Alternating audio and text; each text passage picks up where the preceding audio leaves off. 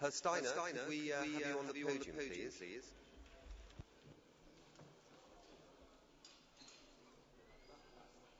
Like herding cats, isn't it? Yeah. My name is Karen Yulman, Danish Broadcasting. I've been looking for you for days, trying to I've get... been around for days. I know. You've sent various emails, and Yes. I've sent back an email that there's no way that we can offer any interviews. He has 35 TV and radio interviews. He hasn't done any because he's been so busy. My only recommendation is at the end of this press conference. Stick to it. Yes. It's not out of rudeness. I've never known a conference where I can't get any interviews under the belt. But yes, grab him at the end. Okay. Cheers. Mr. Steiner, could we have you on the podium, please? Pa Contoro.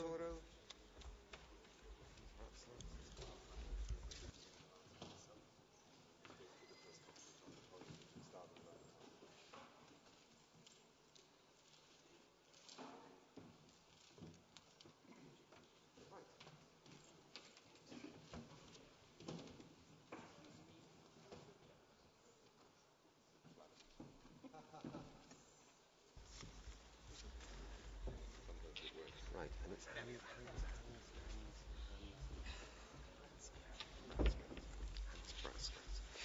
Well, thank you very much for coming to this press conference of the United Nations Environment Programme, the Government of Indonesia and Norway, and also we may be shortly joined by Jim Leap of WWF.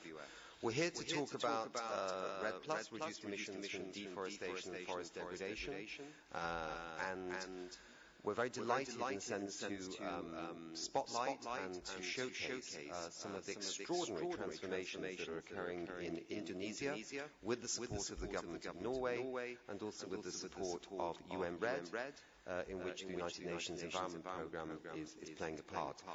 Mr. Steiner, if you could maybe open this session briefly with some remarks about why we're here, and then I will move to Pa Contoro of Indonesia, who can outline what they're actually achieving.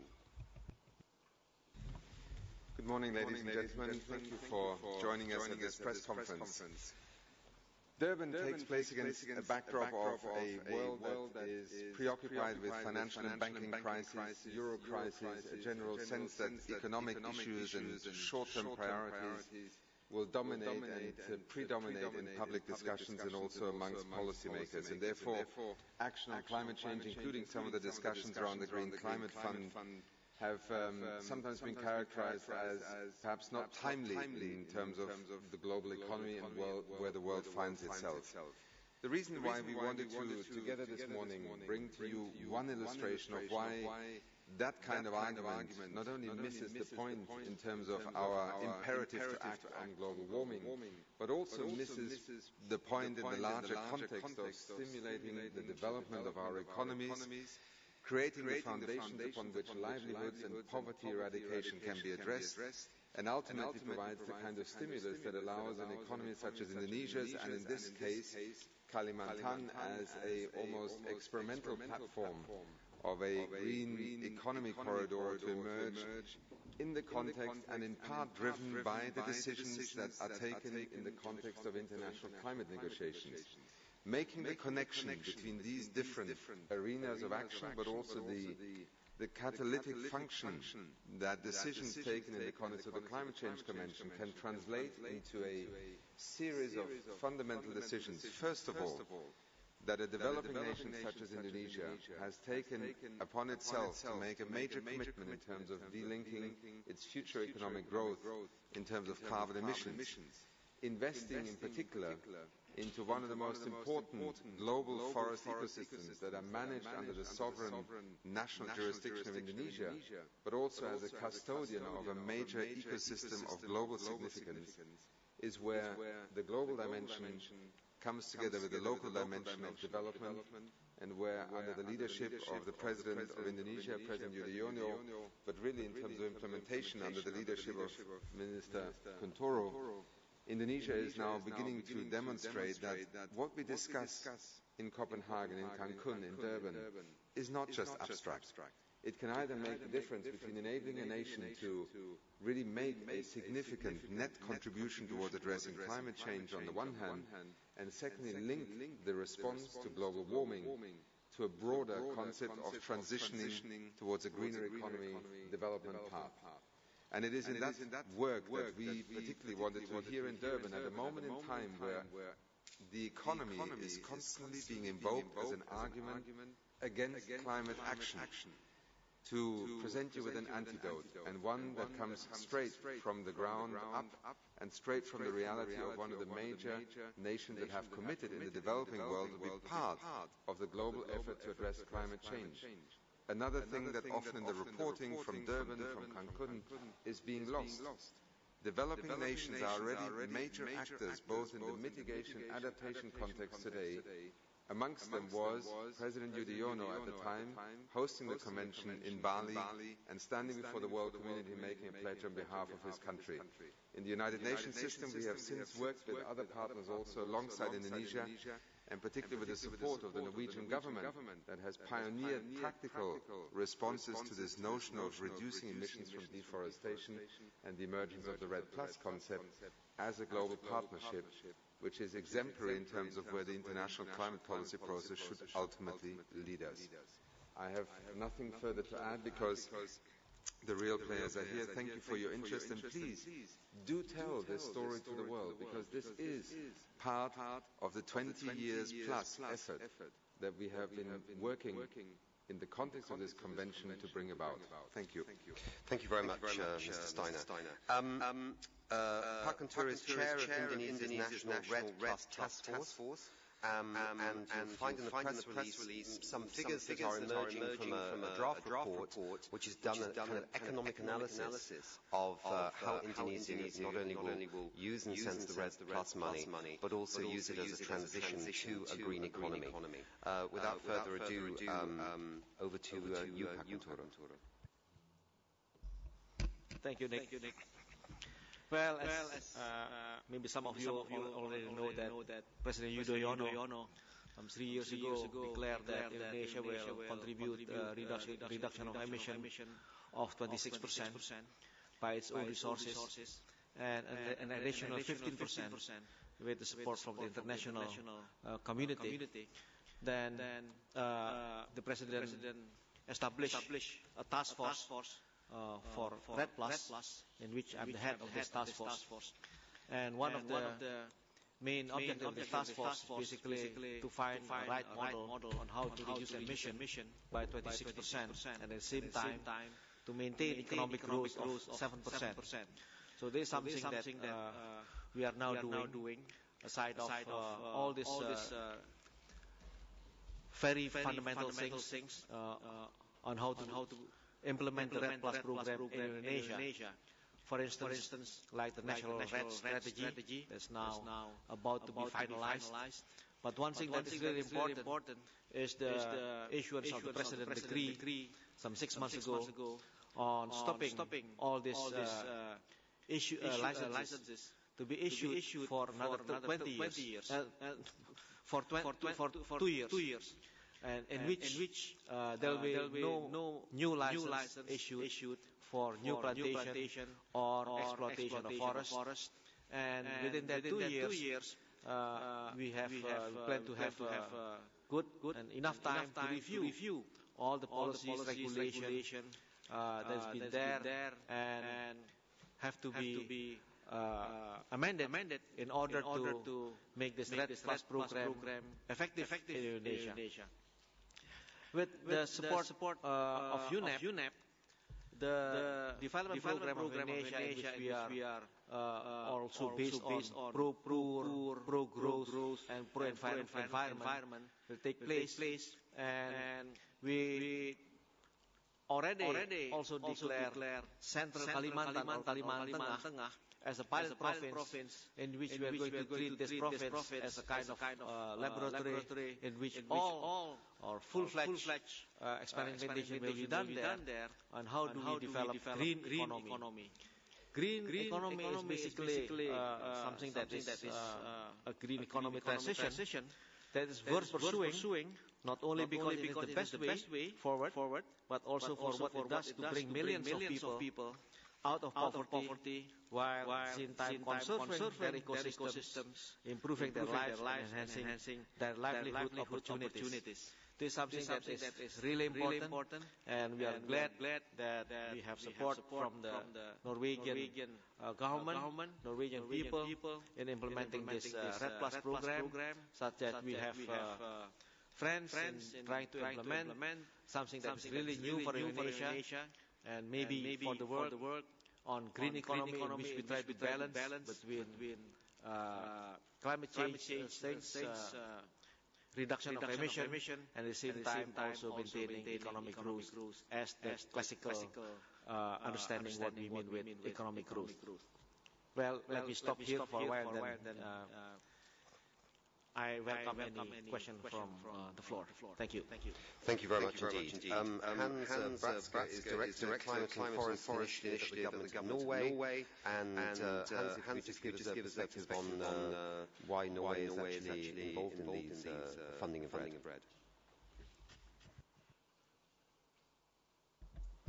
Thank you, Nick.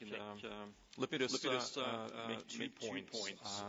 One is on RED Plus, reduced emissions from deforestation and forest degradation. If we can achieve RED Plus, we very strongly believe that we will have established a genuine global partnership to save the treasures of the remaining tropical forest. And we also see it very much as a possibility to establish one of the key pillars for sustainable development. So we see this RED is extremely important in negotiations and outside negotiations on what we would like to call the action track. Two, we very much see Indonesia, President Yudhoyono's efforts as an example of what can be done on the action track. Norway has committed up to $1 billion in support for the efforts of the government of Indonesia.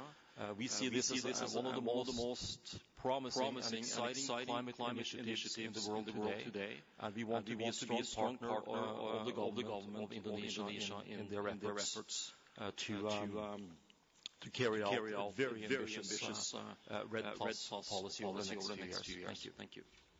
Thank you very much indeed. We had hoped that Guy Mitchell of the South African National Biodiversity Institute could be with us to talk about the opportunities of RED Plus for South Africa, but you'll see in the press release some analysis that has been done in terms of KwaZulu-Natal and the Eastern Cape in terms of reforestation, the plus in the RED Plus. Right, we're going to take questions from the media. If you could say, who are you? Oh, I thought you were Guy Mitchell. So, your hands up. Do we have a microphone over here? That hand went up first. Who you are and where you're from. Nice and lively. Thank you. Jonathan Woodliff, I write. Jonathan Woodliff, I write a column for the Jakarta Post. The question. Oh, they want to film me. Okay, fine. Okay. All right. I didn't realise I was so good looking. My question is that there are rumours that Indonesia will not actually be able to fulfil the criteria by which Norway will actually submit the funds, the $1 billion. I wonder whether you have any comments about that and how close, from the Norwegian perspective, the Indonesians are to actually meeting those criteria, and also from the Indonesian perspective, how you think that you're actually faring in terms of meeting the Norwegians' requirements and expectations. Right, who would like to go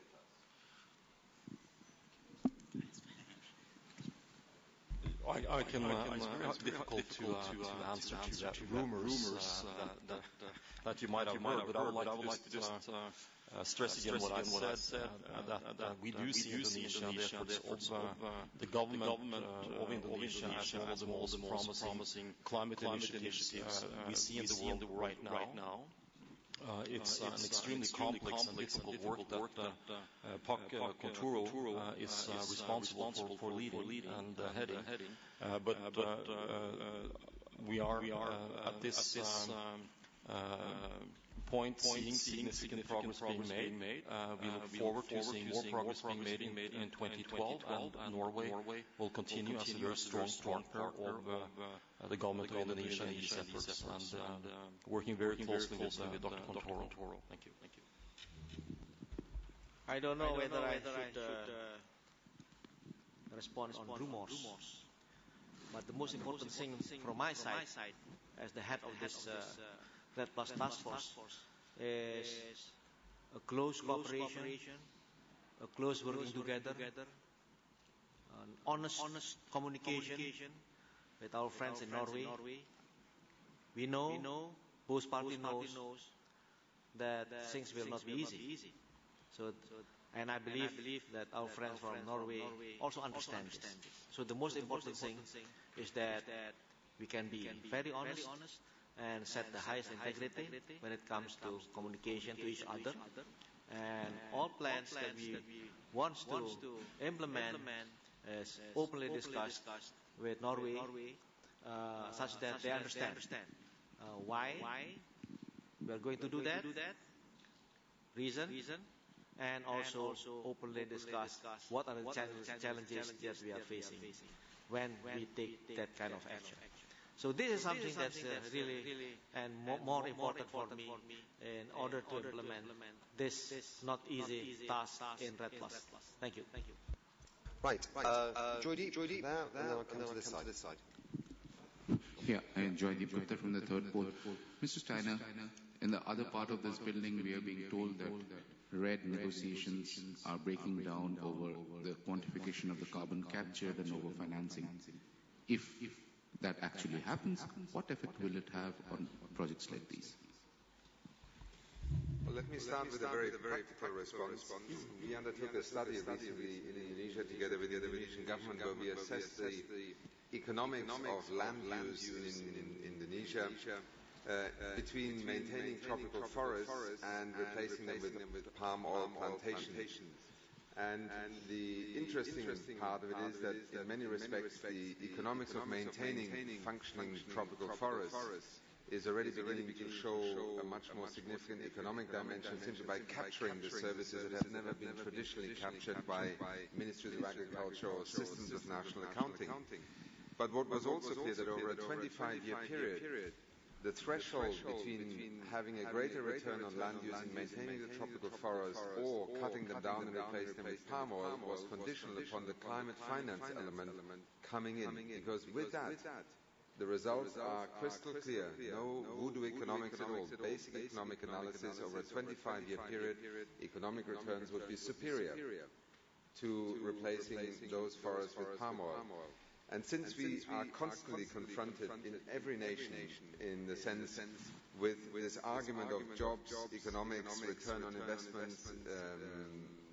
economic growth, I think this is a very important part of demonstrating that if the international community would like nations such as Indonesia or the Central African nations or the Amazon states to maintain a forest cover that is compatible with the global climate regulatory functions also, then having a mechanism for sharing in that cost, in that investment, is fundamental to the International Climate Partnership.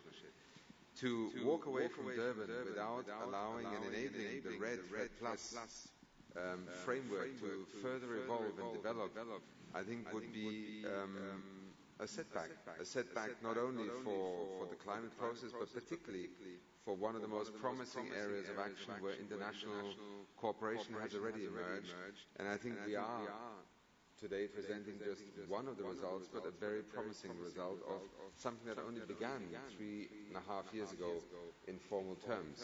So the world would be foregoing yet another opportunity by which to act on climate change. And I don't necessarily expect that Durban would risk that. We'll take Felix there, and then this gentleman on the front. Thank you, Nick. Felix von Gaia, Platts Emissions Daily. Couple of things, really. I was actually thinking, as you had the event at the football stadium, to ask your reaction for Manchester United being knocked out last night, but I won't. Total satisfaction. Yes, we had Brazil release its code yesterday, and it seems that they're going to allow 20% further deforestation, according to the World Resources Institute. I was wondering if you have any thoughts on this, but also, how do you see the obstacles to progressing red here at this conference? Thank you. Who would like to answer that? It looks like I should start. Actually, the stadium is more known for some of the defeats through the World Cup, so we nevertheless had a very good celebration yesterday, which was the handing over the Billion Tree campaign to the next generation of youth leaders. Your question in terms of the Brazilian domestic debate about the forest code and the legislation is what you're referring to, I presume. Let me first of all say that it is something to me a little disconcerting at these international conferences that controversial national debates in a democratic parliament are, in a sense, interpreted differently amongst different nations. Why is a debate in the US Congress different to a debate in the Brazilian parliament, in the Indonesian parliament, in the Norwegian parliament? It is not. In each of our nations there is a contest of ideas, ideologies and political parties that are at play. But the fact of the matter is, if people want to judge Brazil, judge it first by its actions that it has taken. Record reduction in emissions from deforestation over the last 12-month reporting period. Brazil possibly is the single largest mitigation actor on the planet in the last 24 months.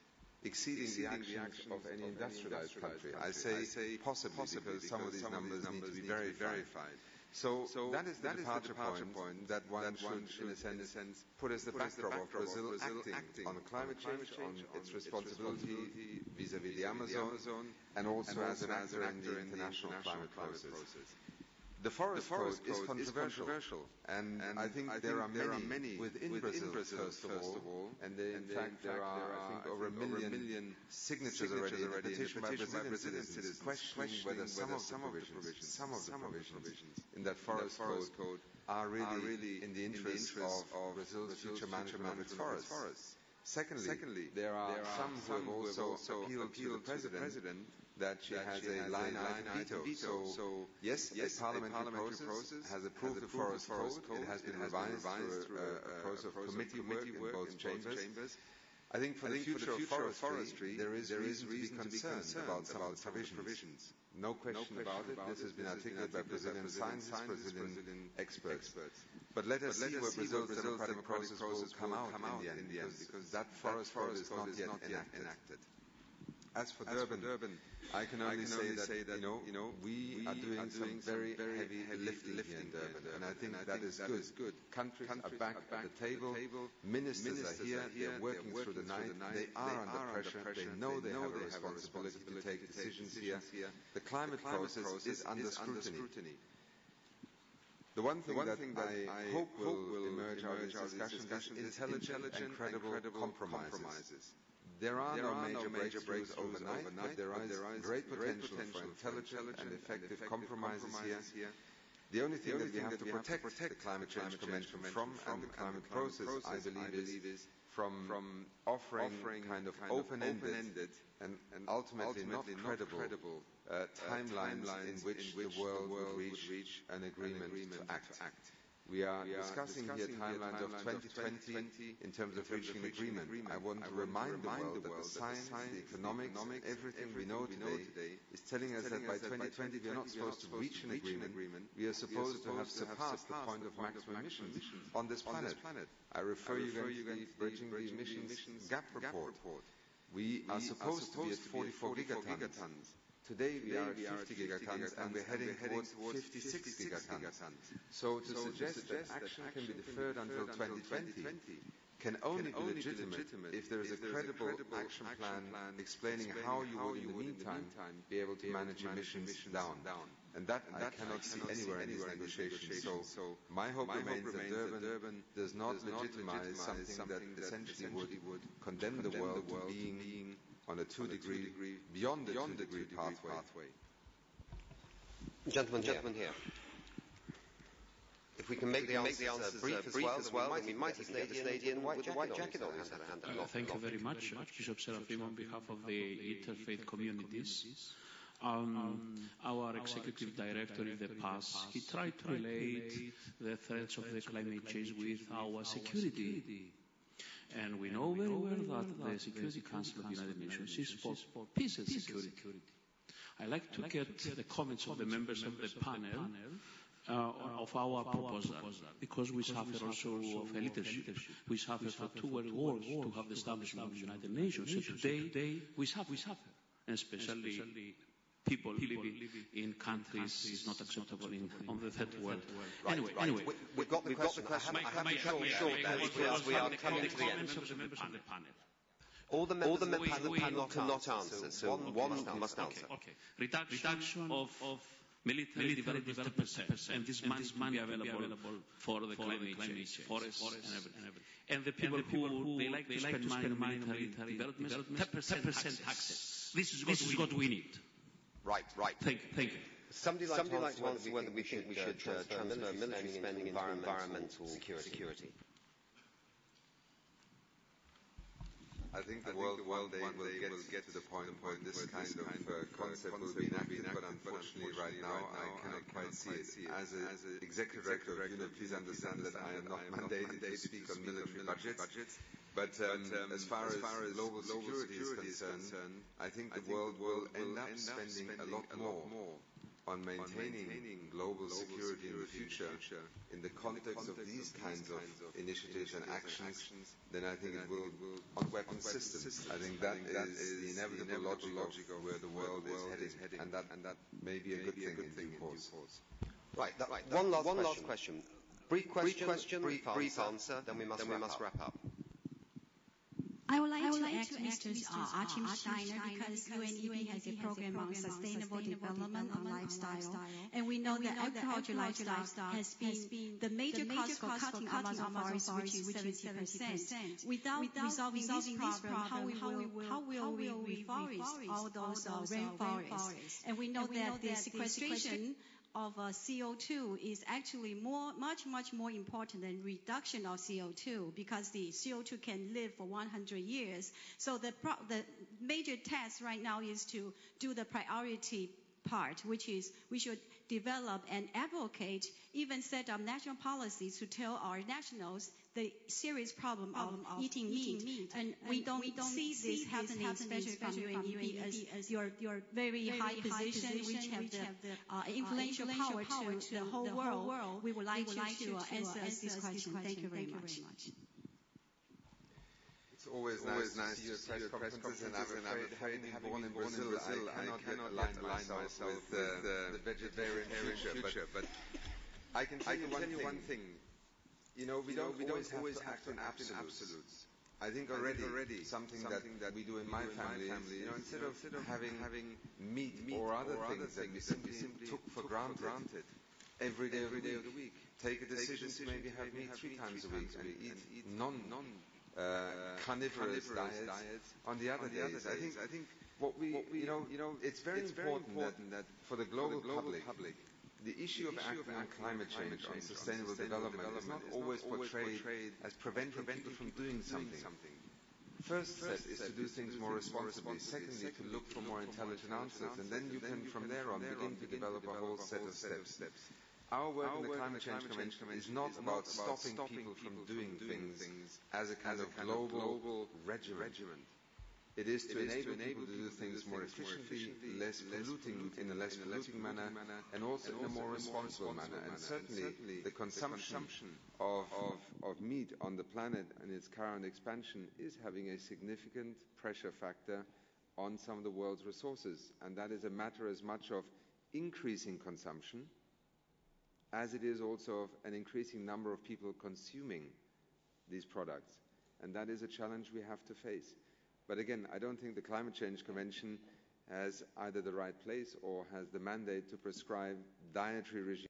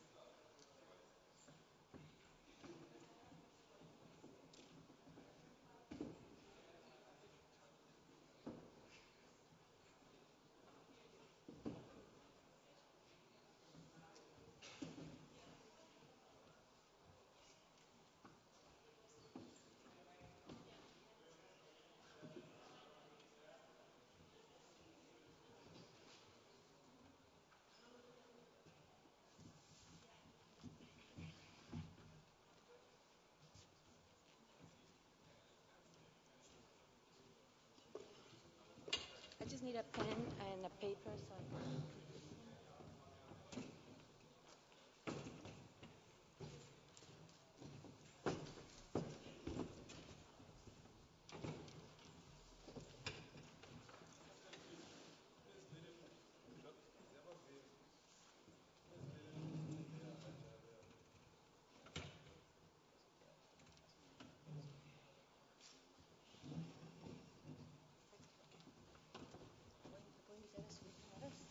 Sí, sí.